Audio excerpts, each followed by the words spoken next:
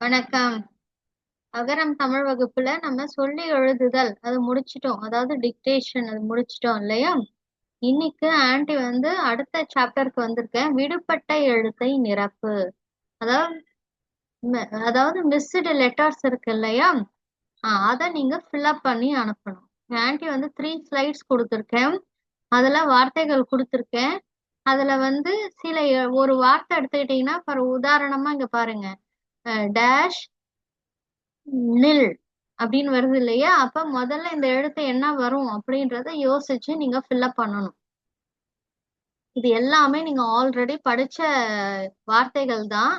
அதே மாதிரி எழுதி பழகின வார்த்தைகள் தான். டிக்டேஷன்லயும் நீங்க எழுதி பழகின வார்த்தைகள் தான். சரிங்களா? அதனால இது எல்லாமே உங்களுக்கு தெரிஞ்ச வார்த்தைகள் தான். இது அடுத்த ஸ்லைடு, இது 3வது ஸ்லைடு. சரிங்களா? இப்ப நீங்க என்ன பண்ணணும்னா இந்த வார்த்தைகள்லாம் 1 by 1 எழுதணும்.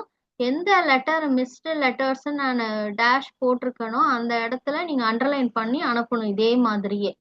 சரிங்களா? அந்த மிஸ்டு லெட்டர் என்னன்றதை எழுதி அது கீழே அண்டர்லைன் பண்ணி அனுப்பணும். அது என்ன மிஸ்டு லெட்டர் அப்படின்றத இதே மாதிரியே அனுப்பணும்.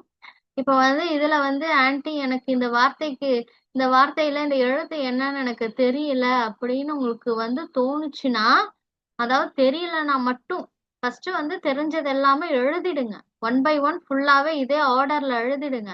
எழுதிட்டு எந்த வார்த்தைக்கு எழுத்து தெரியலையோ அதை மட்டும் நீங்க ரெஃபர் பண்ணணும். சரிங்களா? ஏற்கனவே ஆன்ட்டி கொடுத்த அந்த பிடிஎஃப் அதுலதான் அது எல்லாமே இருக்கு.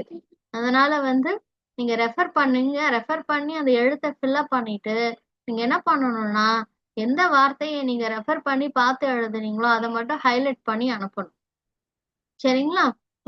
ஹைலைட்டர் இருக்கு இல்லையா? அதால ஹைலைட் பண்ணி நீங்க அனுப்பணும். அப்ப வந்து ஆன்ட்டி தெரிஞ்சுப்பேன் எந்த